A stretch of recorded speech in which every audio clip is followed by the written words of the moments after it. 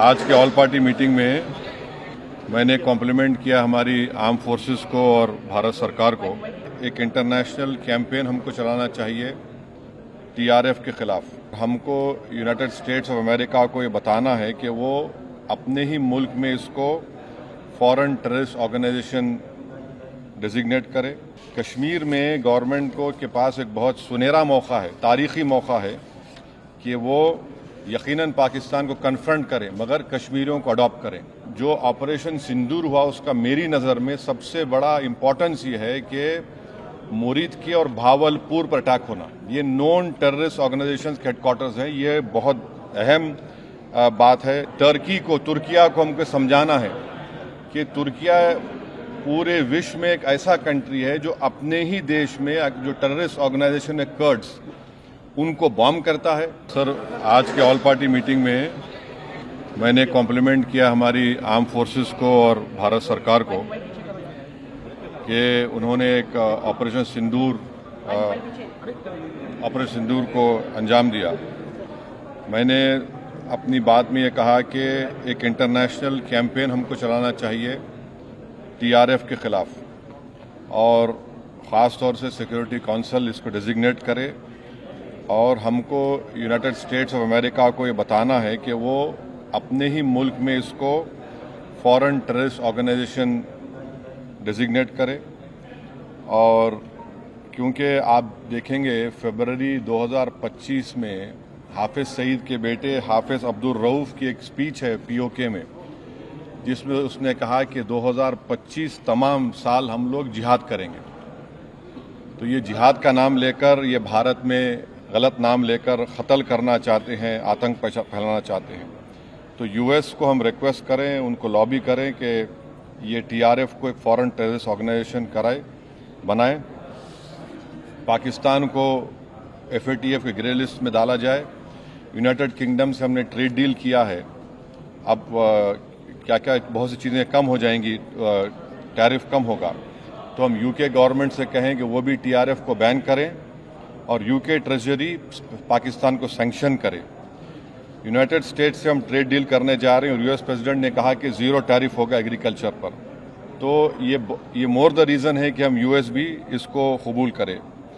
अब कश्मीर में गवर्नमेंट को के पास एक बहुत सुनहरा मौका है, तारीखी मौका है कि वो यकीनन पाकिस्तान को कन्फ्रंट करें मगर कश्मीरियों को अडॉप्ट करें। आप कश्मीरियों को ख़रीब करें और ख़ास तौर से मैंने कहा कि जो पूंछ में जो लोगों की मौत हुई, सिविलियन लोगों की, और उरी में जो लोग ज़ख्मी हुए, जिनके घर को नुकसान पहुंचा, गवर्नमेंट उनको टेररिस्ट विक्टिम का ऐलान करे क्योंकि पाकिस्तान शेलिंग में उनकी मौत हुई है, और सिक्योरिटी रिलेटेड एक्सपेंडिचर के तहत मरने वालों को एक्सग्रेशिया दे और सरकार उनका घर बना के दे। और मैंने कहा कि साउथ कश्मीर में गवर्नमेंट को बहुत एहतियात से काम करने की ज़रूरत है। वहाँ के यूथ को हमको ख़रीब करना है। और जो ऑपरेशन सिंदूर हुआ उसका मेरी नज़र में सबसे बड़ा इम्पोर्टेंस ये है कि मुरीद की और भावलपुर पर अटैक होना, ये नॉन टेररिस्ट ऑर्गेनाइजेशन के हेडक्वार्टर्स हैं। ये बहुत अहम बात है जिसको हमको समझने की ज़रूरत है। मिलिट्री स्ट्रेटजी वाइज आप देखेंगे अब हमारे देश के लिए दो फ्रंट पे हॉस्टिलिटी होगी, एलएसी और एलओसी पर। इसलिए कि जब 2016 में उरी हुआ, 2019 में हम बालाकोट किए, आज हमारी 50,000 फौज गलवान और पे बैठी हुई है। तो ये टू फ्रंट हॉस्टिलिटी को हमको देखने की ज़रूरत है। चाइना से हम इतना एक्सपोर्ट कर रहे हैं, इंपोर्ट से ज़्यादा चाइना से इतना इंपोर्ट कर रहे हैं, एक्सपोर्ट से ज़्यादा हो रहा है। तो हम चाइना पर भी इम्प्रेस करें कि वो पाकिस्तान को, टीआरएफ को, जितने टेररिस्ट वांटेड हैं इंडिया, उसको हवाले करें।